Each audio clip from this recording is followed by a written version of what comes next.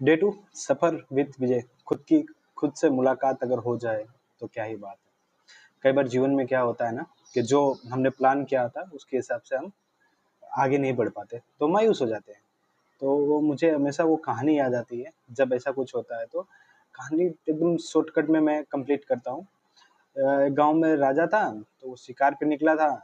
तो शिकार के दरमियान उसको एक चोट लग गई उंगली में। तो मंत्री ने बोला जो होता है अच्छा होता है, और हंस रहा था, ये भी हरि की इच्छा है।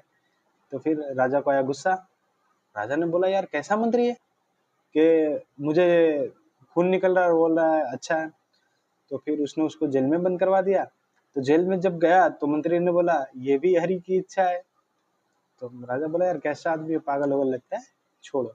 कुछ दिन गए तो फिर यज्ञ के लिए किसी को जरूरत थी एक ऐसे इंसान की जो ताकतवर हो और महान हो, तंदुरुस्त हो।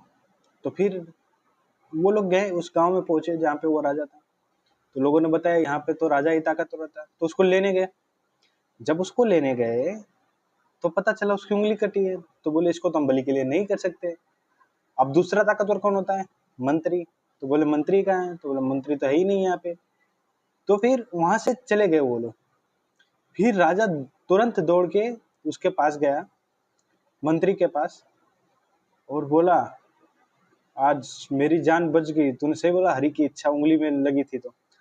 लेकिन तू तू जब जेल में बंद हुआ तो क्यों बोला हरि की इच्छा? तो बोला राजा आपके बाद सबसे ताकतवर तो मैं ही था, अगर मैं आपके साथ रहता तो मुझे ले जाते, आपने मुझे जेल में बंद कर दिया। तो इस तरह से हम दोनों की जान बच गई, ये भी हरि की इच्छा। तो कहने का भावार्थ, कहने का मतलब, और इसमें से सीखने का जो चीज है कि भाई जो भी हो रहा है हमारे जीवन में तो उसके कुछ ना कुछ पीछे एक कारण है, राज्य है, कुछ होने वाला है, आने वाला है। तो जो भी हो रहा है उसको एक्सेप्ट करना सीखो। जितना हमारे हाथ में है उतना हम करेंगे, जो हाथ में नहीं है उसको छोड़ दो। उस पे माथा मारने से कुछ नहीं होगा। जो हाथ में उसको 100% कंप्लीट करने की कोशिश करो। तो सफर विद विजय में हम डेली कुछ ना कुछ ऐसे ही कहानियों से, ऐसे ही तथ्य और ऐसे एक्सपीरियंस से हम मिलते रहेंगे।